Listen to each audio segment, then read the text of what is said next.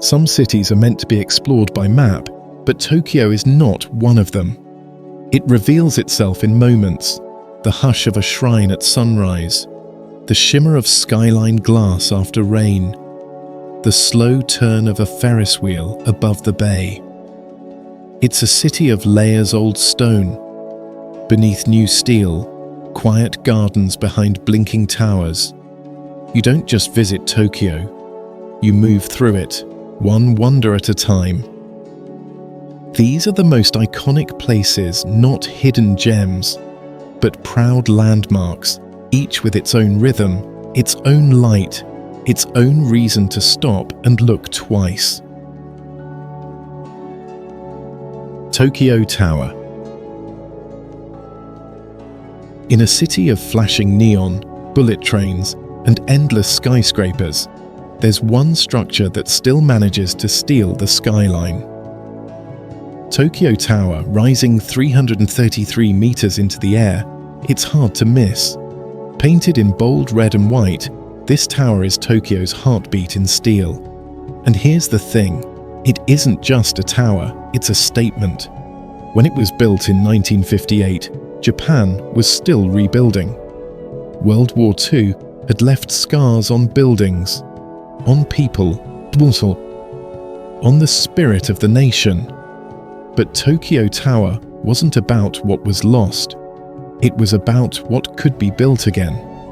Taller than the Eiffel Tower it was modelled after, it stood as a message to the world. We're not just recovering, we're rising. At the base, it feels like a tourist spot, souvenir shops, street food, a little theme park energy.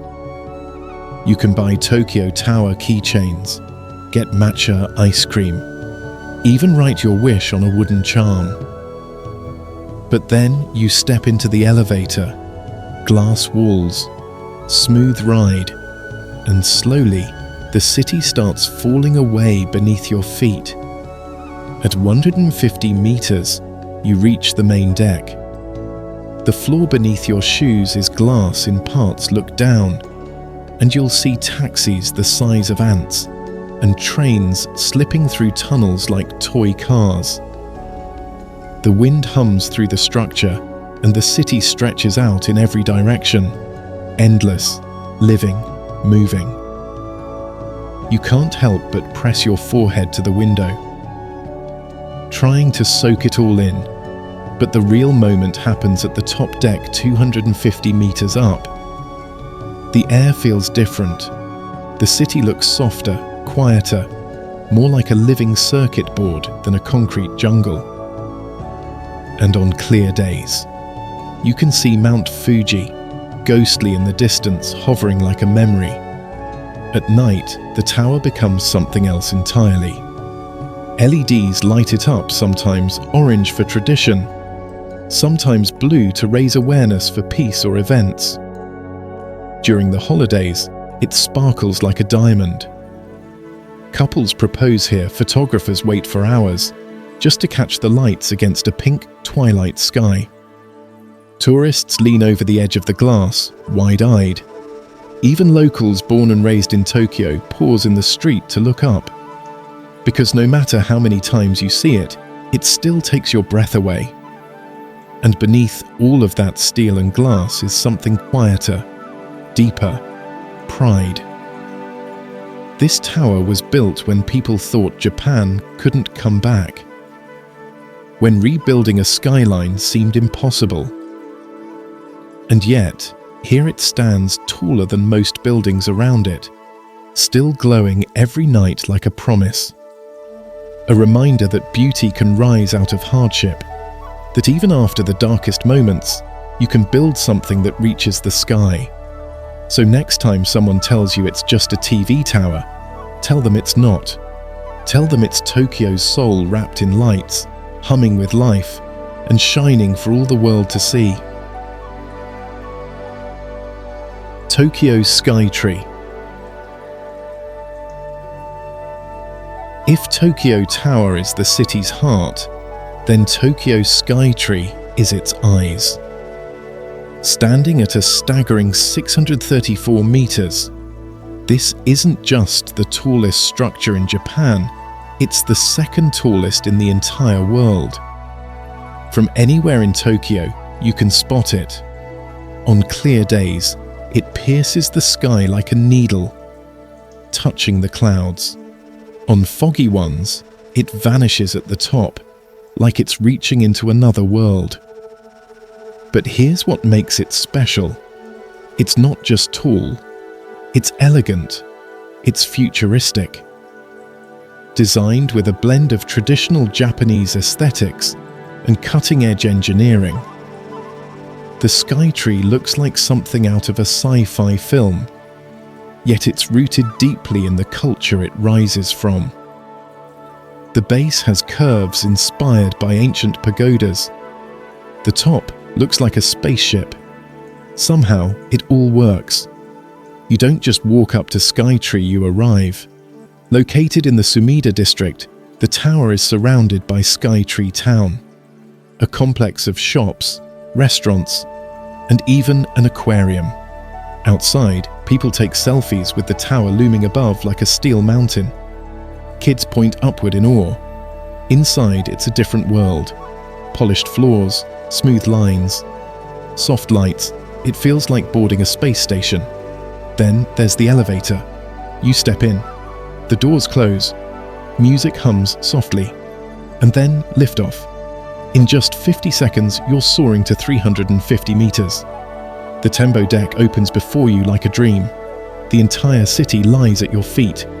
Not just buildings, a living map. Rivers snake through neighborhoods. Trains flicker through stations. You can trace Tokyo's rhythm from above, like watching the city breathe. But the real thrill comes when you go higher. The Tembo Galleria, at 450 meters, isn't just an observation deck, it's a floating walkway, a spiral of glass that climbs higher and higher, with nothing but air and skyline all around you. You feel like you're walking through the sky itself. Below your feet, a glass floor. Look down, and the world spins. This is not for the faint of heart, but it's unforgettable. And at night, the entire structure glows. Sometimes it's a cool blue called Iki. Other times, it radiates a purple light named Miyabi. Each color has meaning. Each night is a new version of the tower. Photographers camp out across the river just to capture the perfect reflection in the water. The tower becomes a beacon, not just for direction, but for wonder. What makes Skytree even more extraordinary is how it blends the old with the new. Beneath the digital lights and high-tech glass is a structure built to withstand earthquakes, inspired by temple architecture. It broadcasts television and radio across the nation. But it also broadcasts something else: Japan's boldness. Its ability to balance tradition with innovation, still rooted in its past while staring fearlessly into the future. This isn't just a tower, it's a symbol of what modern Japan dares to be. Tall, elegant, unshakable. So when you stand beneath it and look up, remember you're not just looking at the tallest thing in Japan, you're looking at a nation's ambition, cast in steel and rising into the sky. Senso-ji Temple. Step into Asakusa and time bends. The skyscrapers fade, the neon softens, and suddenly you're standing in front of a giant red gate. Kaminarimon with a lantern so large, it looks like it might fall from the sky. This is Senso-ji, Tokyo's oldest temple, founded in the year 645 AD. That's not just history, that's ancient soul carved into wood and stone. As you pass beneath the lantern, you enter Nakamiza Dori, a narrow, bustling street lined with tiny shops. They sell everything from handmade fans and to crispy rice crackers, from silk kimonos to anime keychains. The air smells like grilled mochi and sweet red bean, It's loud, colourful, and alive. And yet just ahead, peace waits. The temple itself is grand. Red pillars, gold details, and smoke rising from the incense burner in the courtyard. Locals wave the smoke over their heads for good luck. Tourists take off their shoes and step quietly inside.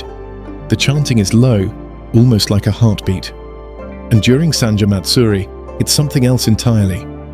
Drums thunder, mikoshi, mutenba, portable shrines, sway through the crowds, and Tokyo erupts in celebration. Millions gather here, young, old, devout, curious, because Senso-ji isn't just a place to pray, it's a place to connect with tradition, with spirit, with something much bigger than yourself. This isn't just a temple, it's Tokyo's soul wrapped in history, smoke, and red lacquered wood. Akihabara. Now take a sharp turn. From quiet temples to buzzing circuits. Welcome to Akihabara, Tokyo's electric heart and the global capital of geek culture. Here the buildings are covered in anime posters. Giant robots tower over sidewalks. And sound, it never stops. 8-bit music, arcade beeps, the calls of street promoters in cosplay. It's a world where fiction feels more real than reality. You don't just walk through Akihabara, you dive in. Step into a retro game store and you'll find cartridges older than the internet. Visit a maid cafe and you're greeted with bows, songs and dishes shaped like cats. Look up and there's a 5-story building filled with nothing but gachapon machines capsules that hide everything from Pikachu figurines to tiny sushi sets. And then there's the arcades, multi-floor towers where people battle it out on rhythm games, racing sims, and claw machines with terrifying skill. You might even catch someone dressed as a favorite anime character, casually waiting for the train because here, cosplay isn't weird. It's normal. Akihabara isn't quiet, it's not subtle. It's a fever dream of pop culture, nostalgia, and pure obsession. And that's exactly why it's unforgettable. Ueno Park. In the middle of all the noise and speed, Tokyo has a heartbeat that slows things down. It's called Ueno Park, a massive, open space that feels like the city has exhaled. Trees stretch wide, birds call from the branches, and in spring, the whole park explodes into a tunnel of cherry blossoms, pink petals drifting like snow as people picnic under the trees. But Ueno is more than a park, it's a cultural universe. The Tokyo National Museum, Ueno Zoo, Shinobazu Pond, they're all here. One moment you're watching pandas nap in bamboo shade. The next you're staring at a 1,000-year-old samurai sword inside a sleek museum hall. The contrast? Pure Tokyo. Street musicians play jazz near the fountain. Artists sketch quietly beneath the trees. Food stalls line the walkways, yakitori grilling, sweet potatoes roasting, takoyaki sizzling in round molds. The smells follow you as you wander, and every corner has a surprise. A shrine, a statue, a view that catches the light just right. Locals come here to breathe. Travelers come here to pause. And everyone comes here to see the cherry blossoms at least once in their life. Because when Ueno blooms, the entire city stops. And for a few weeks, the pace softens, the laughter rises, and Tokyo becomes something magical. Imperial Palace. Right in the middle of Tokyo, hidden behind trees, stone walls, and centuries of silence sits a palace. The Imperial Palace. Not just a residence, not just a landmark. This is sacred ground, the home of Japan's imperial family, built on the ancient ruins of Edo Castle, a site soaked in power, history, and dignity. You don't simply walk into the Imperial Palace, you approach it. Across a massive stone bridge, the Nijubashi arched over a still, dark moat. The water reflects the towers and pine trees like ink on paper. Guards stand at the entrance. The palace itself is closed to the public, but that only adds to the mystery. You can feel the weight of centuries pressing gently on your shoulders. But then the East Gardens, open, calm and stunning, meticulously kept. Wide gravel paths wind through lawns, flowering trees and quiet corners.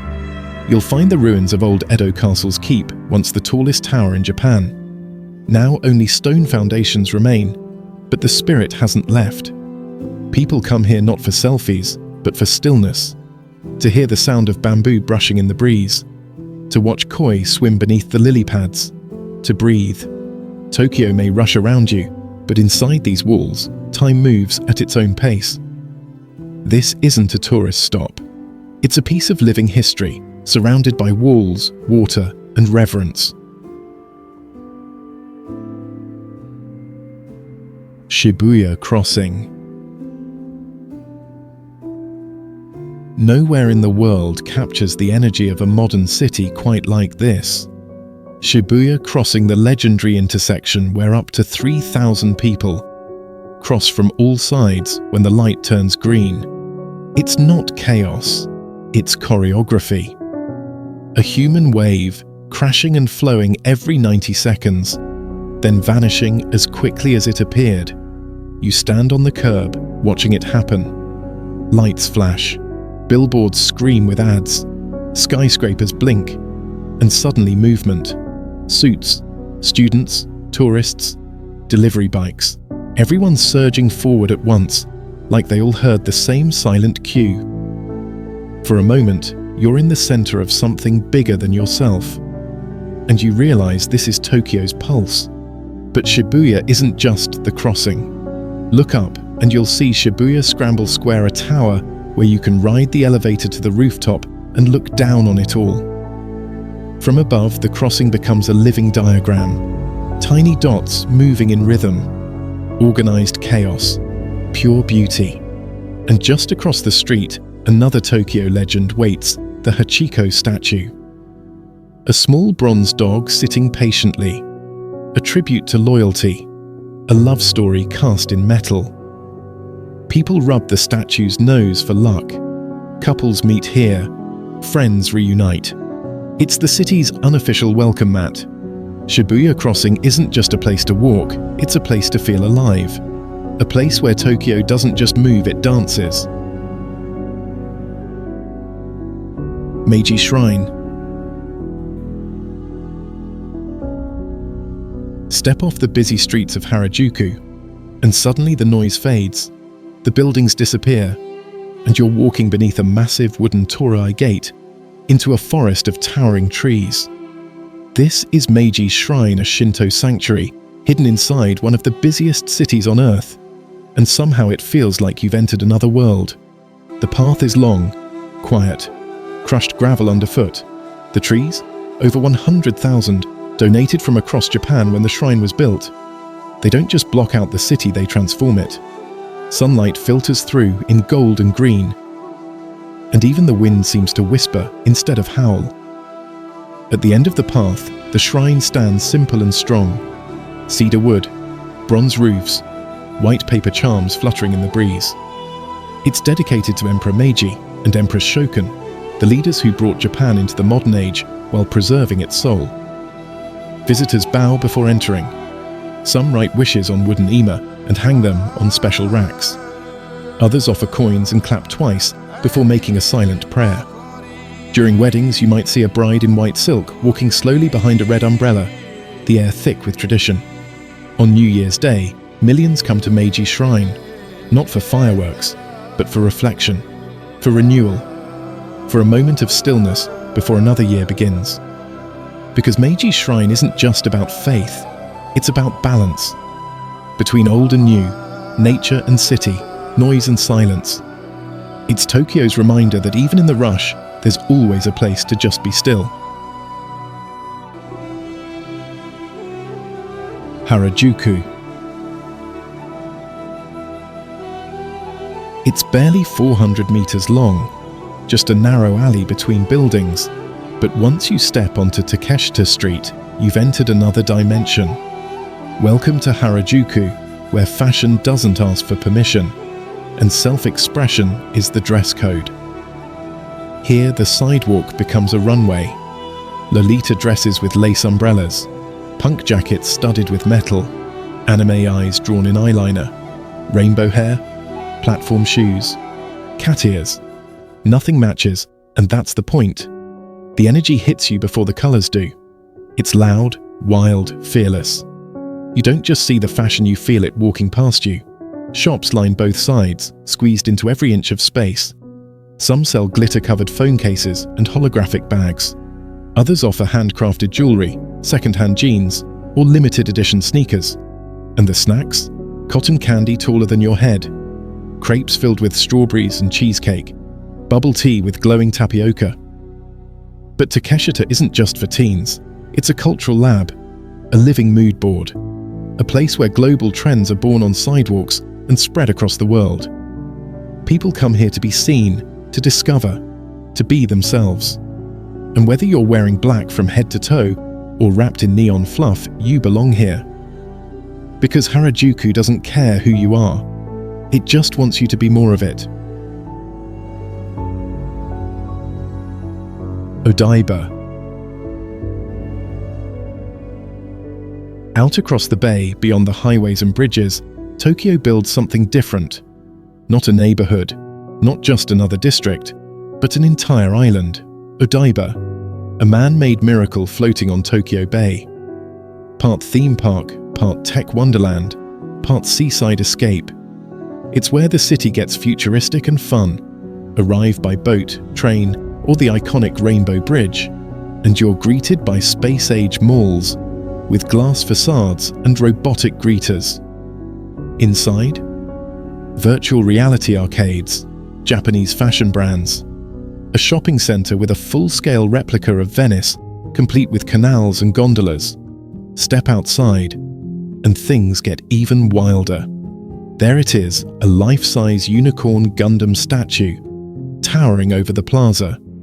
It doesn't just stand there, it transforms, its head and chest panels moving, lighting up, glowing against the dusk. Nearby, a digital art museum bends your perception. A beach stretches along the water where families relax while skyscrapers shimmer on the horizon. As evening falls, the Rainbow Bridge lights up, changing colors across the bay. Night cruises pass underneath, music playing, lights reflecting off the water. The whole skyline glows Skytree in the distance, the Tokyo Tower twinkling in orange. Odaiba isn't just a day out. It's Tokyo's imagination made real. A place where technology meets joy and reality bends just enough to feel like a dream. teamLab Planets. At teamLab Planets, the moment you take off your shoes, you're not in Tokyo anymore. You're in a world where light becomes water, mirrors become sky, and art doesn't hang on walls, it surrounds you. You begin by stepping into darkness, then sensation. Your feet touch water, warm, shallow, glowing with color. The room comes alive, flowers bloom across the walls, and then vanish as you pass. Step slowly, and the universe responds. Light ripples, stars swirl. A single motion from your hand sends butterflies scattering across digital space. One room is filled with mirrored spheres floating in mist. Another stretches forever with a floor of mirrors and strands of shifting light, like walking through a living galaxy. The air buzzes, everything moves, but nothing is static. Even the walls know you're there. Every part of this experience is designed to break the rules. No shoes, no boundaries. You don't look at the art, you become part of it. It's emotional, it's surreal, it's quiet but loud in your senses. No matter how many videos you've seen online, being inside it is something else entirely. teamLab doesn't just want you to see beauty, it wants you to feel like you're made of it. And once you leave, you're not the same. Palette Town and Daikan Rancha. In a city defined by speed, screens, and the soft blur of motion, Daikan Rancha dares to slow everything down. Rising 115 meters above the glittering Tokyo Bay, This giant Ferris wheel doesn't spin, it glides. Slowly, silently, like a thought drifting through the night. It's tucked into Palette Town, a futuristic island district that feels like a theme park for the imagination. But Daikanransha isn't just a ride. It's a floating time capsule. Step into one of its glass capsules, and the chaos of the city disappears. For 16 quiet minutes, you're suspended between earth and sky, rotating above a world that rarely pauses. And from the top, if the air is clear and the light is kind, Mount Fuji appears. Like a secret, the sky only tells to those who wait. But the magic doesn't end with the view. Palette Town itself is Tokyo in a dream state. Inside, you'll find Venus Fort, a shopping mall masquerading as a Venetian palace, its ceiling painted like the sky, its halls echoing with fountains and Baroque music. There's Mega Web, Toyota's immersive showroom, where you don't just admire the cars, you drive them on test tracks. Interactive exhibits explain the future of mobility, while kids hop into mini vehicles and race each other through indoor circuits. Around every corner, glowing arcades, virtual reality adventures, dessert cafes shaped like moonscapes, and light shows that blur the line between theme park and art installation. Palette Town isn't just built for tourists, it's built for curiosity, for wonder, for the kind of joy that doesn't need translation. And then night falls, the sky goes navy, and Daikanransha becomes a galaxy of its own. Its structure pulses with LED light pinks, aquamarines, deep violets, forming kaleidoscopic patterns that dance across the Tokyo skyline. You can see it glowing from across the bay, like a signal from the future. Couples lean closer inside the capsules, faces lit in soft color. Families point out landmarks below. Travelers watch in silence, caught between awe and peace. On this wheel, time doesn't stop. But for one quiet loop, it slows just enough for you to see Tokyo. Not as noise, not as speed, but as light, sky, and endless possibility. Rainbow Bridge. Most bridges serve a purpose. They're practical. They span gaps. They move traffic. But Rainbow Bridge doesn't just connect, it transforms. It rises out of Tokyo Bay like something imagined before it was ever built. A thread of steel and light stitched between old Tokyo and the futuristic shores of Odaiba. By day, it's massive and confident, double-decked, snow-white, engineered with surgical precision. Trains hum quietly across the lower deck. Cars sweep past above, and from every angle, the bridge frames the city like a postcard in motion. Tokyo Tower, cranes at the port, the endless sprawl of skyline, all of it reflected in the calm waters below. But when the sun drops, Rainbow Bridge stops being infrastructure and becomes art. That's when the lights come on, not randomly, not automatically, but intentionally. Some nights it glows in soft white, regal and timeless. Other nights it blushes with color blue for awareness campaigns, pink for cherry blossom season, green for celebration. The lights ripple across the suspension cables like brushstrokes. You don't just see it, you feel it. And the city feels it too. It's been in movies, music videos, travel documentaries, not because it's a route, but because it's a moment. And here's the part most people don't expect: you can walk across it. On the upper pedestrian level, flanked by mesh railings and open air, you walk with the whole city at your sides. Tokyo Tower glows to the right, the Unicorn Gundam looms ahead in Odaiba, and beneath your feet, The bay sparkles like shattered glass. Down below, night cruises pass silently, filled with music and laughter, their decks lit by lanterns and skyline reflections. Look up and the bridge is glowing. Look down and the water is catching every color. It's not just a crossing, it's a view, a feeling, a floating memory.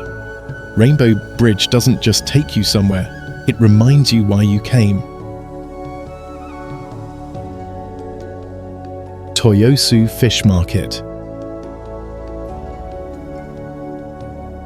Before the sun even hints at rising over Tokyo Bay, Toyosu Fish Market is already alive, thrumming, clattering, echoing with voices and the sound of knives on ice.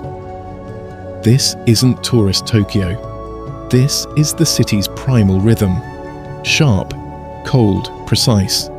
Men in rubber boots move like dancers between crates of glistening seafood. Forklifts whir past stacked weirs, stamped with names of far-off fishing villages. And everywhere fish, mountains of it. Not just any fish tuna that weigh as much as motorcycles, shimmering silver like they've been forged from steel. Snow crabs still twitching, eels sliding over countertops like spilled ink.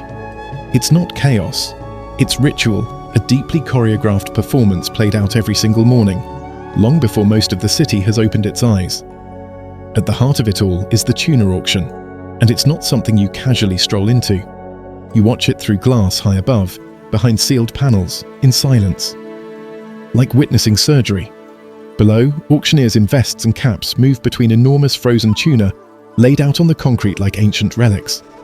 They bend down, flash a light into the flesh, and mark the quality in chalk. Then, in a moment it begins. Hands fly up. Nods are exchanged, voices call out numbers in a language of instinct, and in seconds, a single fish can sell for the price of a luxury car. There's no applause, no spectacle, just the quiet buzz of yen changing hands, and a crew already preparing for the next round. It's business, but it's also a kind of devotion. But Toyosu isn't just for insiders. Walk past the auction floor, and you'll find an entire world built around what happens next, the eating. Dozens of tiny sushi shops line the outer market zone, and their menus change with the tides. That bluefin tuna, it's now pressed into nigiri before noon. The uni is so fresh it tastes like seawater and sunlight. In one shop, the itamae slices salmon belly like it's silk. In another, scallops are torched in front of you and served with a pinch of salt and citrus. Everything is pristine polished counters, spotless knives, climate-controlled walls. This isn't just a market, it's a cathedral to freshness. And for anyone who believes food can be sacred, Toyosu is your pilgrimage. Tokyo Station.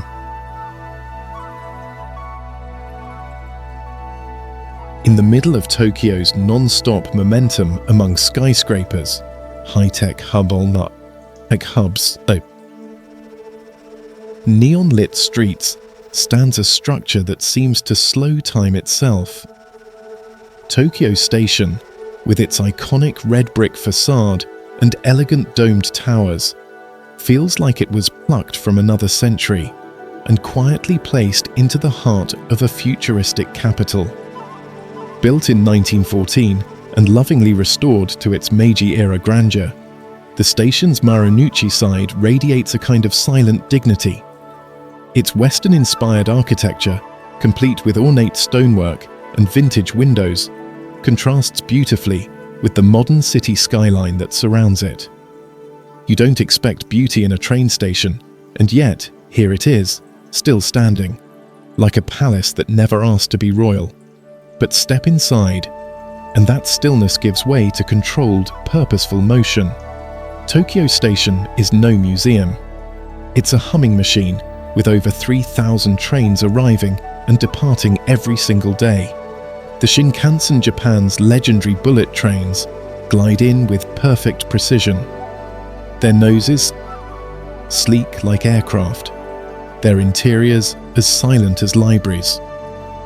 Beneath the platforms, an underground world unravels a maze of corridors and concourses that stretch across the city's veins.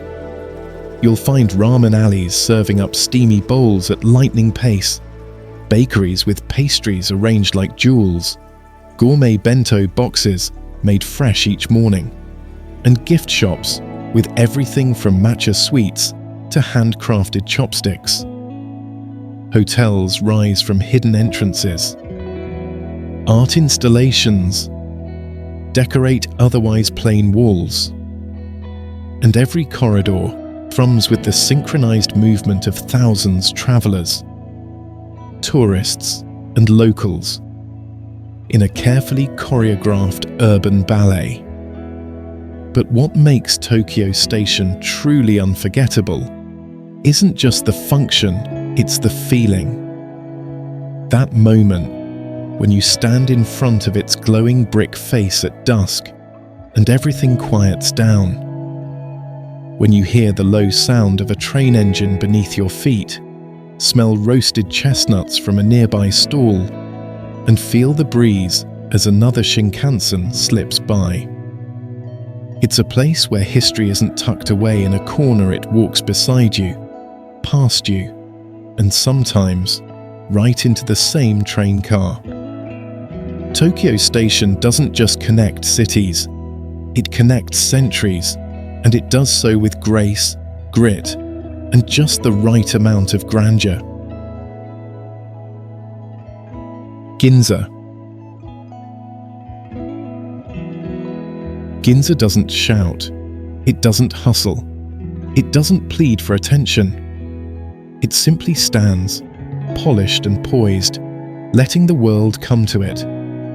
Wide boulevards gleam under perfect rows of lights, while architectural gems, part showroom, part sculpture, line the streets like modern cathedrals.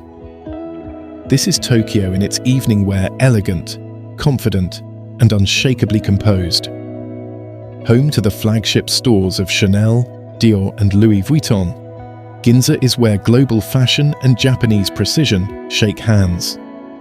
But behind the luxury logos lies something more profound, a culture of reverence, not just for wealth, but for craftsmanship, heritage, and timeless design. It's not just high-end, it's high-intent. Step inside Mitsukoshi, one of the oldest department stores in Japan, and you're not entering a shop, you're stepping into a stage.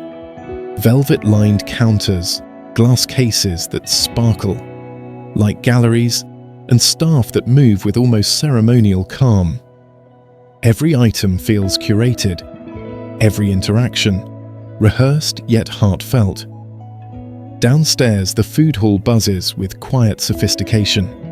Sushi counters serve omakase meals that rival Michelin star restaurants. Upstairs, the tea salons whisper with soft music and steam curling off delicate ceramics.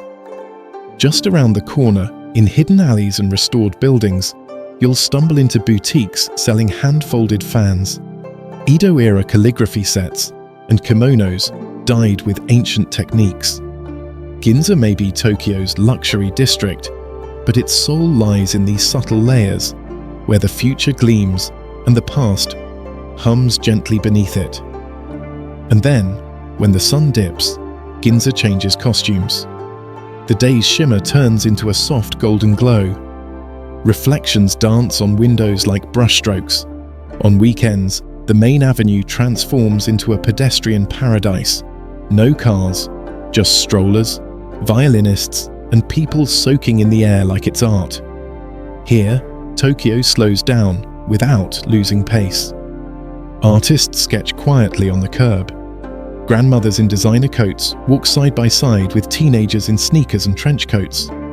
Jazz drifts from a second-story window, and the scent of roasted chestnuts mingles with hints of Chanel No. 5.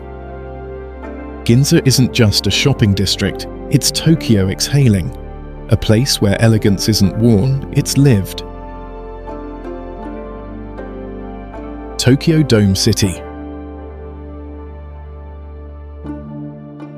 If Tokyo is a living organism, pulsing, powerful, endlessly evolving, then Tokyo Dome City is its dreamscape. Not a quiet one, not gentle or slow, a dream that flashes in neon, whirls in circles, and sings with joy. At its core is the Tokyo Dome itself, a massive white bubble of a stadium, shaped like a spaceship about to lift off. It isn't just a venue, it's a force of gravity. Inside, the energy from 50,000 people can feel like a heartbeat. Baseball games explode with cheers, concerts shake the rafters, and when sumo or wrestling fills the ring, tradition and spectacle collide in perfect rhythm. It's not just the size that's impressive, it's the feeling, like Tokyo itself is leaning in to watch.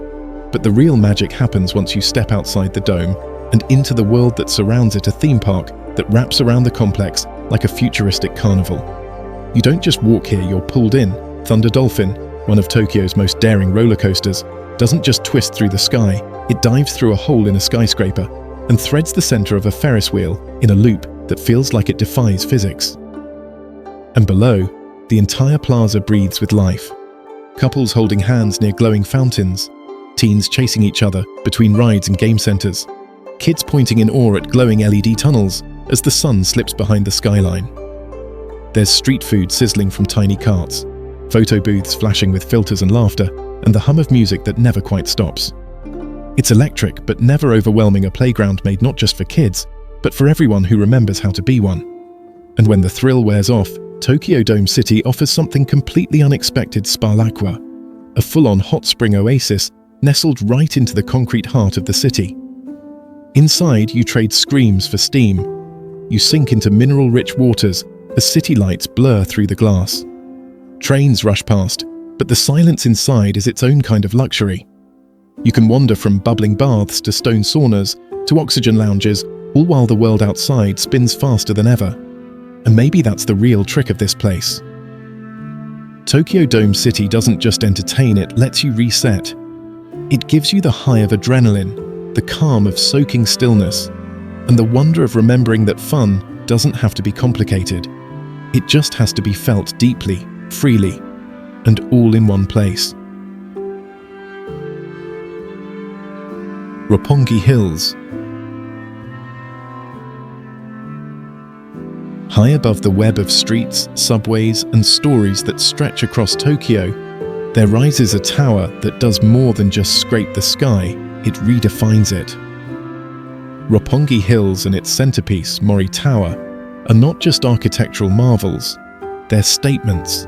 The glass gleams like a blade. The steel curves like a brushstroke. At 238 meters tall, the tower offers one of the most breathtaking views in all of Tokyo. From the Tokyo City View observation deck, the city stretches endlessly in every direction, a glowing ocean of lights, grids, and life. Tokyo Tower shines like a burning ember. The Sumida River cuts through the sprawl like a winding ribbon, and when the air is clear, Mount Fuji looms on the horizon like a quiet god, distant, patient, timeless. But Roppongi Hills isn't just about looking outward. It's about looking inward into culture, creativity, and curiosity. At the top of the tower, the Mori Art Museum isn't a dusty gallery. It's alive. The exhibits are bold, provocative, sometimes even strange, and always unforgettable. You don't just look at the art, it interrogates you.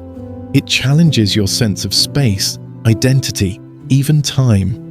One moment you're walking through a forest made of light, the next you're face to face with a piece that makes you question what modern even means. And then, just when you're reeling from it all, you step outside onto the open-air sky deck. The wind hits your face. The whole city hums beneath your feet. And for a moment, the only sound is your own breath. Down below, the streets of Roppongi Hills blend the chic with the surreal. Designer stores sit beside tiny bookstores that smell like paper and ink. Cafes spill out onto stone plazas, where couples sip lattes beneath towering sculptures. And at the center of it all, standing tall on her spindly legs, is Maman, the giant bronze spider sculpted by Louise Bourgeois. She doesn't scare, she fascinates. Children play beneath her. Travelers take selfies. Locals sit on nearby benches, as if under her quiet protection. Roppongi Hills is more than a complex. It's a microcosm of Tokyo itself. It's fast but contemplative, glamorous but grounded. Here, skyscrapers don't just rise, they reflect. And visitors don't just take pictures, they take something deeper with them. A thought, a feeling, a sense that this place, this moment, this view will stay with them long after they've gone. Ghibli Museum. You don't just visit the Ghibli Museum, you cross into another world. Hidden in the quiet, leafy neighborhood of Mitaka, far from Tokyo's noise and neon, it doesn't scream for attention. There are no banners, no digital billboards, just a narrow path through a canopy of trees that slowly, gently leads you to what looks like a house from a forgotten fairy tale. Its walls are curved like whispers. Ivy spills down the sides like it's always been there. Stained glass windows glow in the sunlight, each one telling a piece of a larger story. The building doesn't stand, it nestles. It doesn't say, "Look at me." It says, "Come closer." Inside, you don't walk straight, you wander. Winding staircases spiral into unknown corners. Bridges float overhead. Secret doors open to reveal tucked-away sketches and notes written in Miyazaki's own hand. There's no guide telling you where to go, because the museum is designed like a dream. You follow your curiosity, not a map. You might find yourself in front of a real, working animation studio, with gears turning and pencil tests flickering under lamps. Or maybe inside a gallery where storyboards layer like fossilized magic. One moment you're touching wooden desks used by animators, and the next you're sitting in the Saturn Theater, watching a Ghibli short film that can't be seen anywhere else on Earth. And then there's the cat bus room, where the iconic, wide-eyed creature from My Neighbor Totoro waits in plush, oversized form. Children leap inside, giggling, vanishing into fur and foam. Upstairs, the rooftop garden feels like it floats above time. A place where the Laputa robot, from Castle in the Sky, stands tall and silent, vines growing at its feet, as if guarding the dreams below. But what truly sets the Ghibli Museum apart isn't just its exhibits. It's the way it protects the purity of wonder. There are no photography zones, no loud announcements, no souvenirs shoved in your face. You're not meant to collect this place. You're meant to feel it. Like the first time you watched Spirited Away and felt something deep shift inside you, a quiet, unspoken understanding that magic still exists if you know where to look. The Ghibli Museum doesn't just show you animation, it animates you from the inside out. Kabukicho. If Tokyo were a performance, then Kabukicho would be its most chaotic, dazzling, and unapologetically surreal act. Tucked inside Shinjuku, it's a district that doesn't rest, blink, or tone itself down. The moment you step in, it grabs you by the senses. Neon signs layer the buildings like glowing puzzle pieces. Giant video screens scream out promotions. Lights dance across glass facades like strobes in a dream. Here, every street is a stage, and every single person is part of the act, knowingly or not. This isn't just nightlife. It's a neon jungle of possibilities. One moment you're passing a bar where everything is cat-themed. The next, you're in a hotel shaped like a spaceship. You'll find karaoke bars on the 6th floor of a building, shaped like a vending machine. Below it, a chef serves Wagyu skewers next to a retro arcade. Around the corner, a hostess club buzzes with men in designer suits, laughing into champagne. While outside, a line forms for the robot restaurant, where metal beasts dance with lasers in an explosion of madness. Everything is hyper-real, exaggerated, like a video game come to life. But that's the point. Kabukicho isn't pretending to be normal. It's daring you to keep up. And yet, somehow beneath all the sound and spectacle, Kabukicho has its own strange harmony.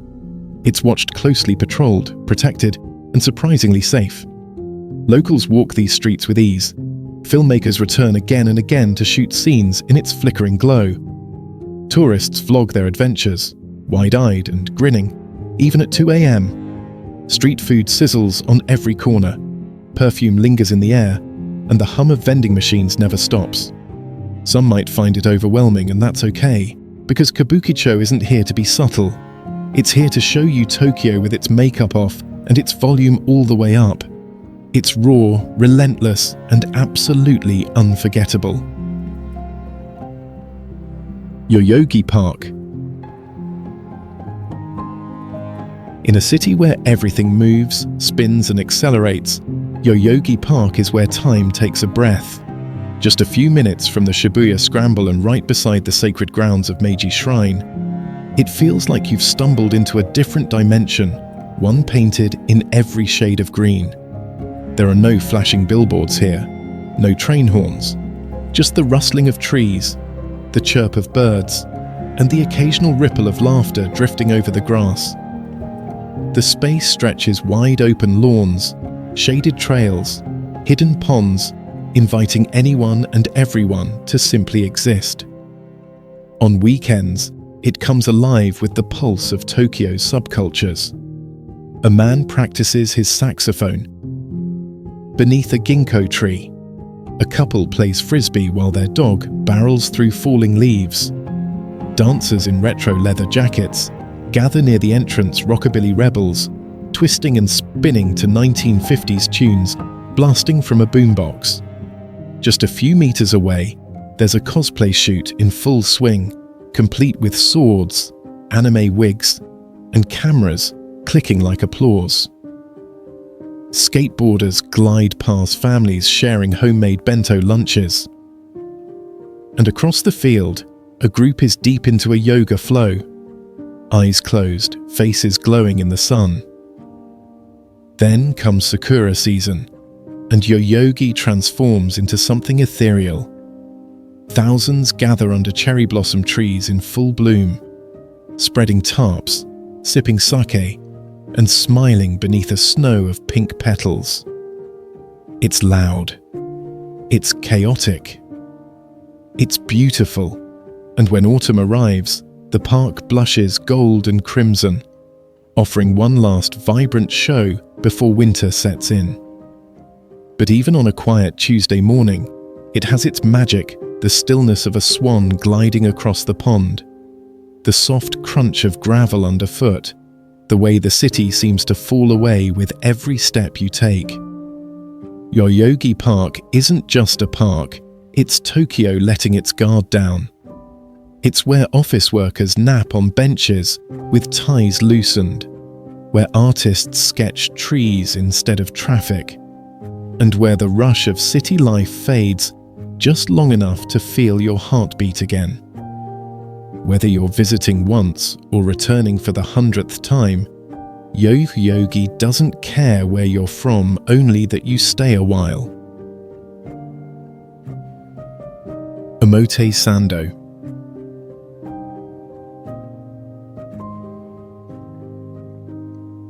There's a street in Tokyo where every step feels intentional. Every window is a canvas. Every corner, a curated moment. That street is Omotesando, a boulevard that straddles fashion, architecture, and urban poetry. It's wide and leafy, lined with zelkova trees that turn golden in the fall, casting long shadows on sleek sidewalks. But it's not just the trees that make you look up, it's the buildings. This is where world-famous architects come to show off. Prada's store shimmers like a glass honeycomb. Dior's boutique cascades like light through water.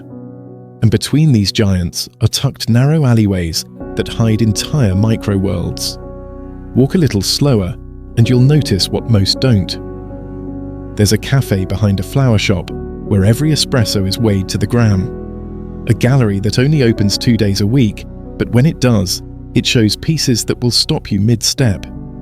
A bookstore with only one title on the shelf each month, chosen not for bestseller status, but for beauty. It's a street that rewards curiosity. Behind every mirrored facade is a space that invites you in to feel, to think, to admire, to be inspired. But Omotesando is more than a shopping paradise. It's a place where Tokyo's old-world grace and futuristic edge shake hands. You'll pass kimono-clad elders walking past teens in designer streetwear. You'll hear jazz from an upstairs record bar, blending with the faint beat of house music from a shop below. And sometimes, in the early morning or late night, the street empties just enough that you can hear your own footsteps echo, as if the avenue itself is pausing to admire you back. People compare it to Paris's Champs-Élysées, but Omotesando has something more subtle, a quiet confidence. It doesn't scream for attention. It knows its worth. It's where creativity lives, not in galleries, but in the spaces between, in the design of a bench, the lighting of a storefront, the aroma of hand-ground coffee drifting out from an alley cafe. It's not just Tokyo's most stylish street, it's its most thoughtful one. A place that doesn't just want to sell you something, it wants to show you something beautiful.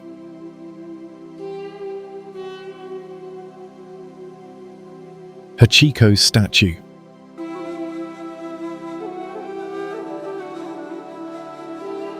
Amid the chaos of Shibuya Crossing, where giant screens shout commercials, crosswalks flood with bodies, and energy zips in every direction, there stands a quiet figure that doesn't move, not because it can't, but because it never did.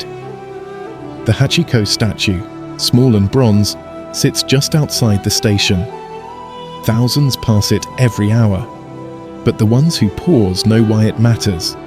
This isn't just a statue of a dog, it's a symbol of love that refused to end. In 1924, a professor and his loyal Akita would walk to the station together every day. And every evening, Hachiko would return to wait for his owner. But one day, the professor never came back. He had died unexpectedly at work. Yet Hachiko kept coming, every evening, for 9 years.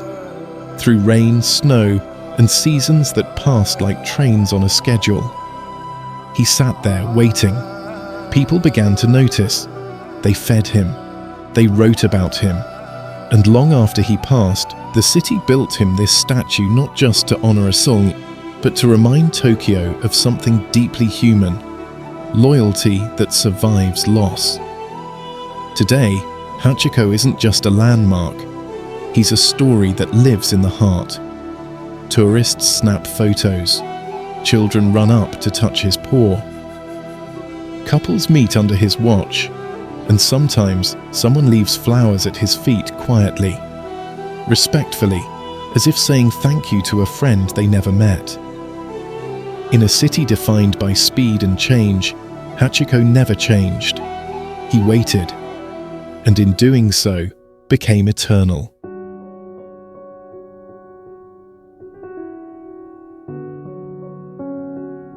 Kabukiza Theater.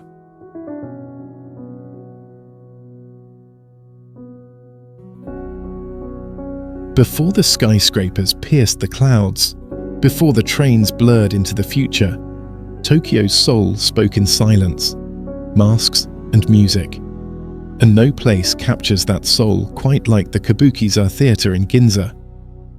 Walk past its gates, and it feels like you've stepped into a dream, one wrapped in lanterns, carved wood, and a roof that sweeps like a wave about to break. Amid the glass towers of modern Tokyo, this structure stands proud and traditional, not resisting time, but reminding it who came first. Inside, the world shifts.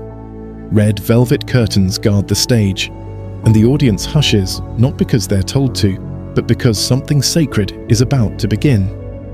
Then the shamisen strikes, the lights dim, and out come actors in embroidered kimonos and painted faces, moving with otherworldly grace. Kabuki is drama at its highest form, stories of honor, betrayal, love, and ghosts told in movement, in music, in the language of the soul. The actors don't just perform, they command. With a single stomp, a shout, or a fan flick, they can stop time. But even if you don't speak Japanese, you understand. The theatre offers headsets, short performances, and guides, but the real translation happens in your gut. You feel the weight of the stories, the awe of centuries-old tradition performed like it was written yesterday. And when it's over, when the final bow is taken, and the audience exhales, you leave not just entertained, but touched by something ancient and deeply alive. Kabukiza isn't just a venue. It's Japan's beating heart, lit by footlights and echoing with voices from the past.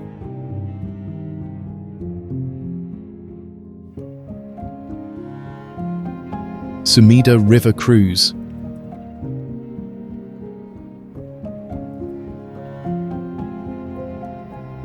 Tokyo can be seen in many ways from a bullet train window, a skyscraper's edge, or a neon-lit back alley.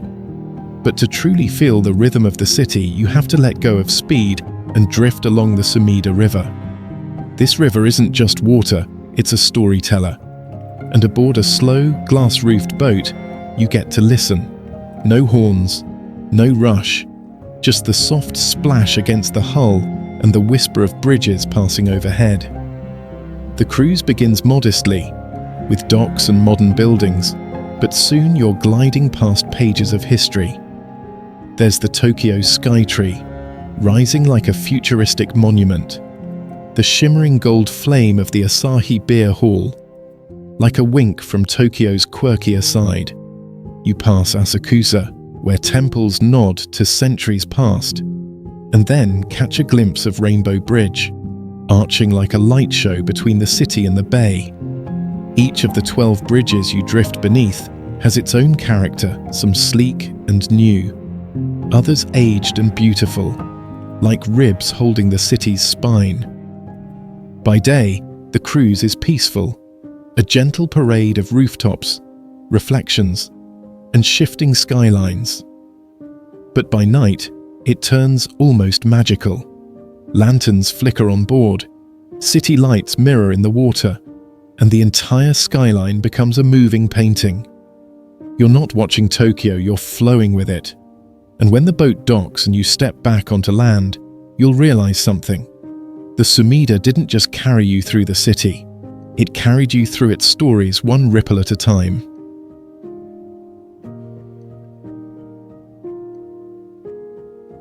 Thanks for watching. If you felt something here, drop a comment, hit like, or subscribe for more journeys like this. Because the world is full of places that don't just exist, they live, and they're waiting to be seen.